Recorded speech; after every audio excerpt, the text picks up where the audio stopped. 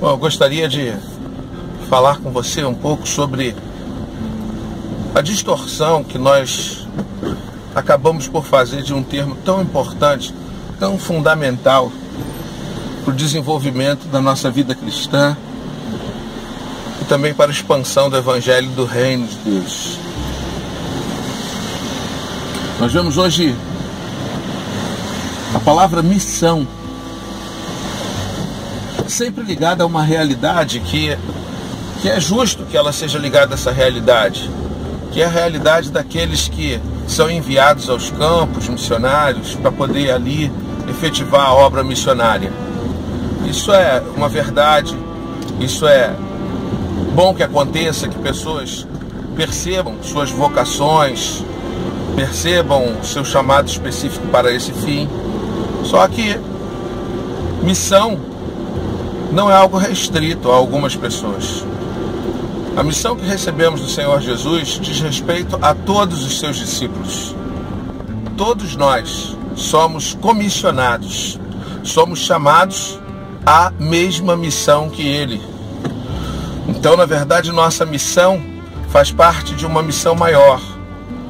A missão que o próprio Senhor Jesus veio desenvolver sobre essa terra, que era viver de tal forma que o seu viver se tornasse um modelo de vida para todos aqueles que fossem alcançados pela palavra que descrevia o seu modelo de vida, o que Ele fez por nós.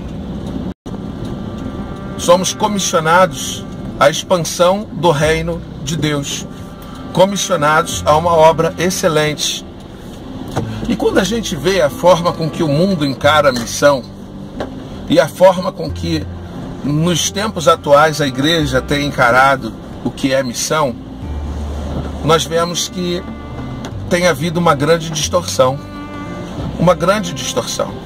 Quando as pessoas fora do contexto cristão, nos lugares onde a igreja caminha livre, ou seja, nos lugares onde a igreja tem abertura para viver, um potencial de vida poderoso para a expansão do reino de Deus, mas justamente em função da liberdade que tem, acaba abrindo mão de viver todo esse potencial por conta de poder viver a vida cristã associado a todo o prazer que o mundo oferece, associado a todas as mesmas coisas que o mundo se ocupa, a igreja ou os discípulos hoje acreditam que devem ou que podem se ocupar delas e permanecer na condição de discípulos que agradam a Deus e que cumprem a sua vontade. O que sabemos que é impossível. Impossível. Então nós vemos aí um ajuste que precisa ser feito. Quando alguém fora do nosso contexto fala sobre missão, fala de engajamento, fala de estar comprometido com realidades a ponto de já não distinguir a vida e o propósito para o qual vive. Quando nós falamos de missão, nós falamos de gente comprometida em fazer a sua ideologia, aí fora pelo mundo, em fazer a sua ideologia predominar no ambiente onde ela está. E para isso as pessoas que são capazes de ainda hoje dar as suas vidas por conta de fazer aquilo que acreditam acontecer. Nós vemos diversas manifestações de pessoas de fato engajadas mesmo nas realidades em que se veem comprometidas e que acreditam. Seja um movimento estudantil, seja um movimento LGBT, sejam outras ideologias políticos partidárias, seja tantos outros movimentos, a causa ecológica, defesa da natureza, defesa dos animais. A gente vê pessoas fazendo coisas tremendas e até impactando o mundo com atitudes, às vezes, movidas por 2, 3, 4, 5 pessoas, e atitudes que impactam o mundo. A gente vê a ação, por exemplo, do Greenpeace, né, pelo mundo afora, com barquinhos cercando navios, chamando atenção, se oferecendo ao risco para poder ver a sua causa percebida pelo mundo. E aí eu fico a perguntar, é assim que nós temos agido para com aquilo que cremos? Nós temos de fato estado engajados naquilo que acreditamos ser a missão que recebemos? somos de fato missionários nesse tempo e nos portamos como missionários de Cristo nesse tempo? Eu creio que não. Eu creio que não. Mas eu creio que de forma predominante não. Mas existem ainda alguns. Existe um remanescente fiel que tem clara consciência da sua missão. Aliás, eu espero que você que está me ouvindo faça parte desse remanescente fiel. Fiel à missão que recebeu. Fiel à convocação que recebeu do Senhor Jesus. Eu espero que sim. Mas a pergunta que eu gostaria de fazer é: se você fosse a última pessoa desse processo todo de expansão do reino de Deus, se nós estivéssemos, por exemplo, sofrendo perseguição no Brasil, aqui no Rio de Janeiro, onde eu estou, e você estivesse sofrendo perseguição, e todos os seus correligionários, todos aqueles comissionados com você, tivessem já partido dessa para melhor, foram tombados diante dessa guerra espiritual e foram abatidos até fisicamente por conta do que crescem.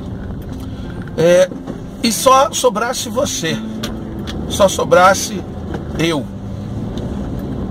O que seria do Evangelho diante da minha fé e da sua fé? O Evangelho resistiria ao estilo de vida que nós vivemos? O Evangelho continuaria se alastrar da forma que chegou até nós, quando eram ainda poucos aqueles que haviam crido no poder de Deus, mas viveram de uma forma tão intensa que trouxeram a palavra de Deus até nós? Será que o Evangelho que eu vivo, que você vive, faria com que o Evangelho resistisse a partir de nós e se alastrasse às nações e chegasse a muitas vidas? O seu estilo de vida, o Evangelho resistiria ao seu estilo de vida? Você vive de forma comprometida a tal ponto que o Evangelho subsistiria se dependesse única e exclusivamente de você? Será que nós entendemos portanto, ide e fazei discípulos de todas as nações, batizando-os em nome do Pai, do Filho e do Espírito Santo, ensinando-os a observar todas as coisas que eu vos tenho mandado, e eis que estou convosco todos os dias até a consumação dos séculos? Mateus 28, 19 e 20. Será que nós entendemos o suficiente esse texto? Será que nós entendemos a obra de fazer discípulos? Entendemos a nossa responsabilidade de levar pessoas à transformação das suas vidas, ao batismo, inserindo na igreja, não na igreja instituição, nessa também, enquanto vivemos tempos livres, mas inserindo as pessoas nessa mesma causa, nesse mesmo engajamento que nós estamos falando aqui? Será que nós temos multiplicado discípulos de Jesus comprometidos com a obra de expansão do reino de Deus? Será que você foi levado a isso? Talvez você não tenha sido conduzido a isso. Talvez você tenha sido conduzido a uma vida religiosa, comum, medíocre. Mas pense nisso, porque eu creio que a obra de Deus não é para o outro. A obra de Deus é para mim e para você. A obra de Deus é para mim, mais especificamente. Então, vamos viver de forma mais engajada, vamos viver de forma que o mundo saiba, a partir de cada um de nós, que o Cristo que vivemos é um Cristo vivo a partir de nós, que nós não desistiremos de influenciar o mundo de forma engajada, a partir da nossa consciência de missão, ok?